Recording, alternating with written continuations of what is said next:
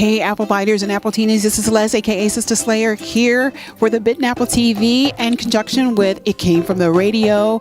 And we have such a busy weekend this week. I mean, right now we're up before everybody, and guess where we are? The New Jersey Comic Expo. Oh my gosh, we have so much to show you. I can't even begin to tell you. We've got some really exclusive interviews with some really amazing people, some independent artists, some that you already know, and we can't wait to show it all to you. So before we go into the door today, I just want to let you know, be prepared. I can't wait. Take care. We'll see you inside.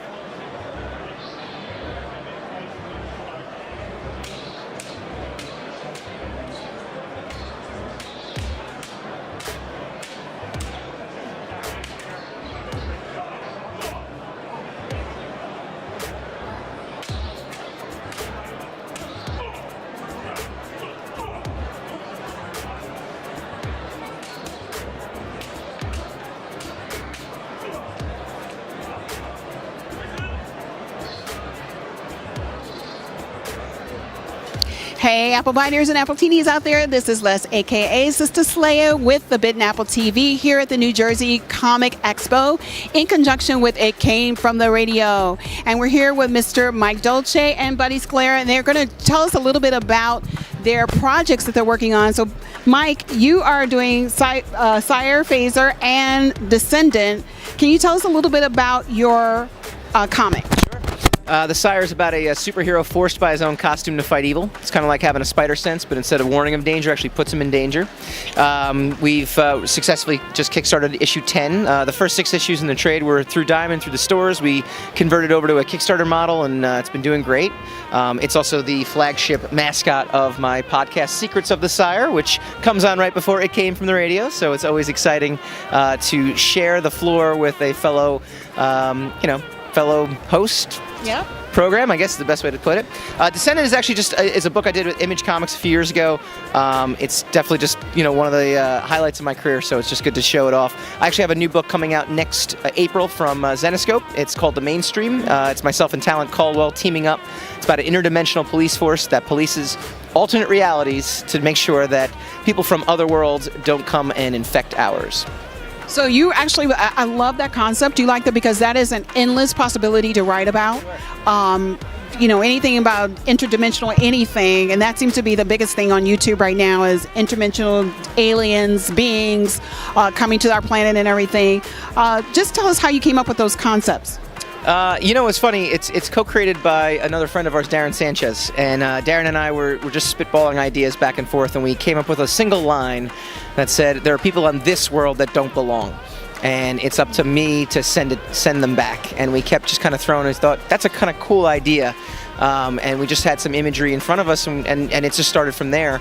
And then about a year later, I was actually talking about the concept to Talent, who's a good friend of mine. And I said, "Yeah, I'm working on this book, and it's about alternate realities and how ripples are created based on events in our lives, and not little tiny events, but 9/11 type events. They create alternate realities, and one of them, they all fade away, but one of them got stuck." And one of them now is invading our world. And Tal's like, "That's a really cool concept."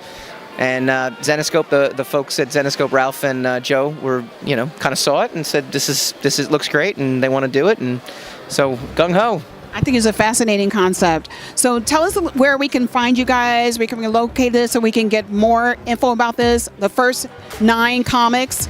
Because this is the 10th series. I want to start from the beginning. Just tell us where we can reach out to you guys or find anything out about you guys. Sure. So if you want to read any of the comics, you can go to mikebooks.com. That's MIKE books.com.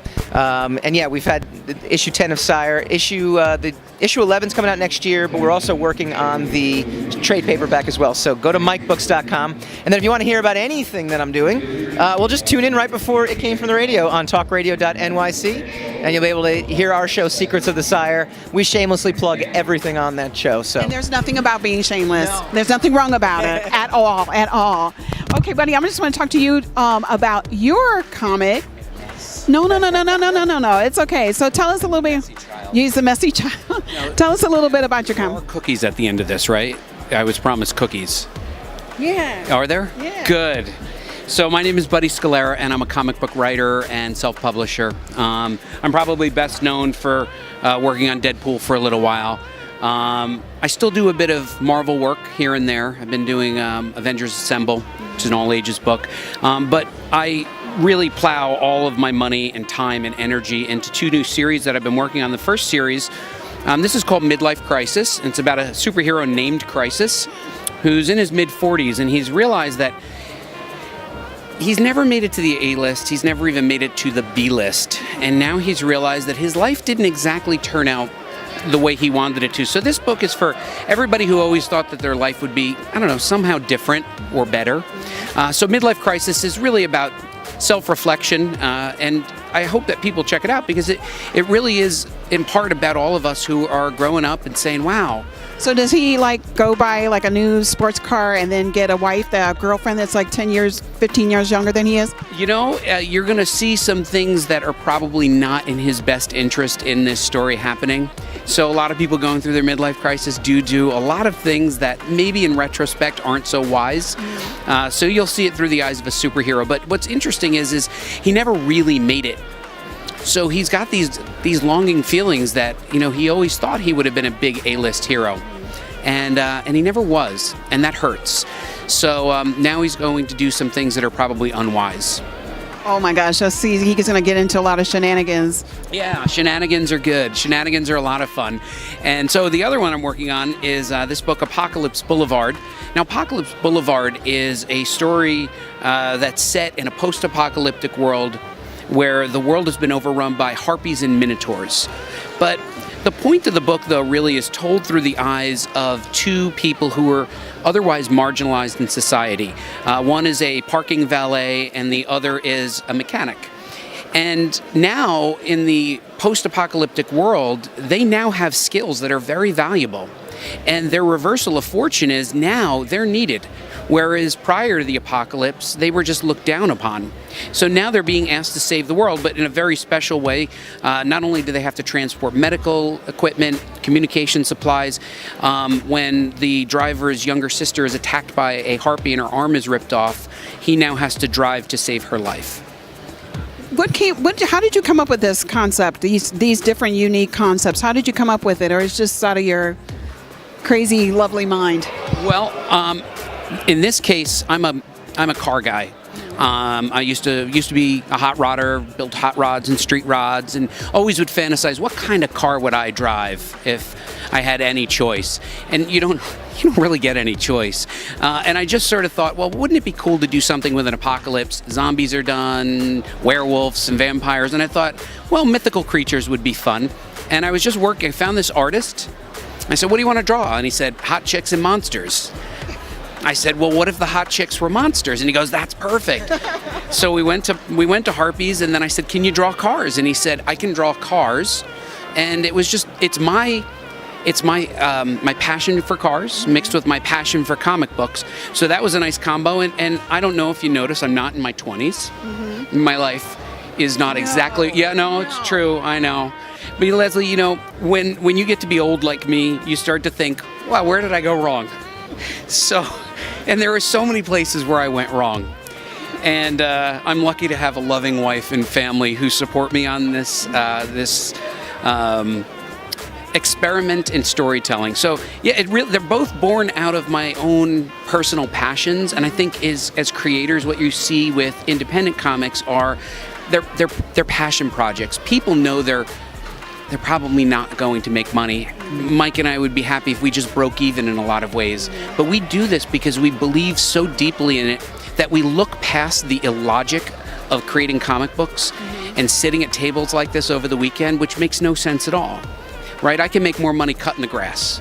Right? I could go out and mow the neighbor's lawn, and that would make me more money. So there's no logic. There is something in our DNA, in any geek's DNA, that says, you know what, none of this makes sense, but I love it anyway.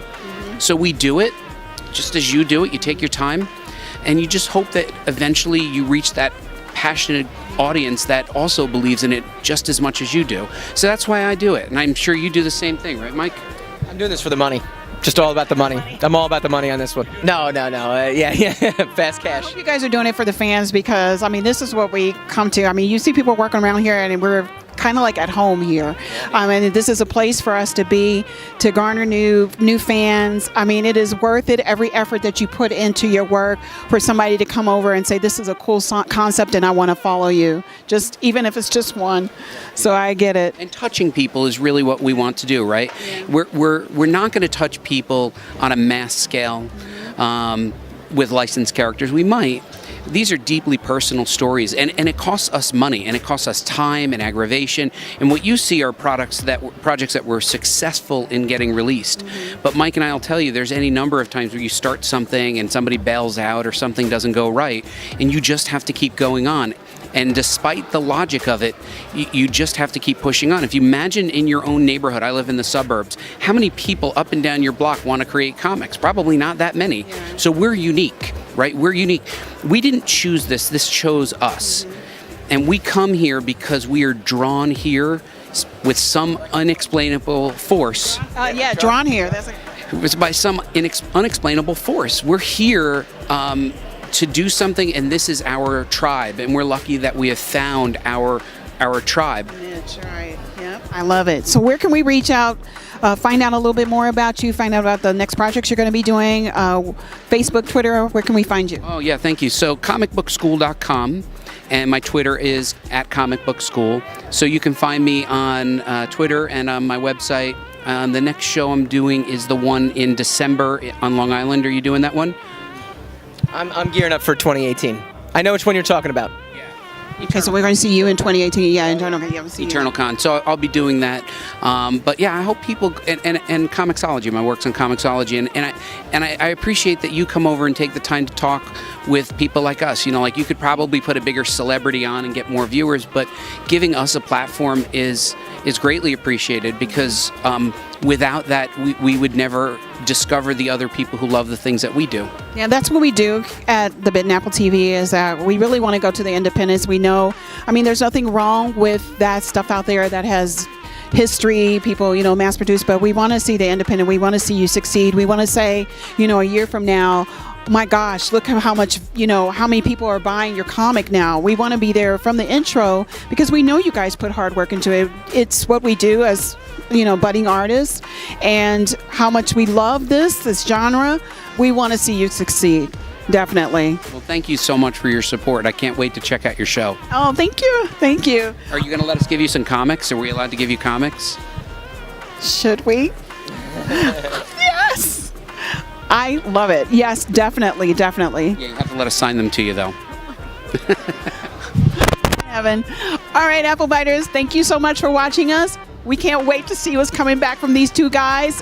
Definitely check them out. Their concepts are wonderful. All right, we'll see you soon.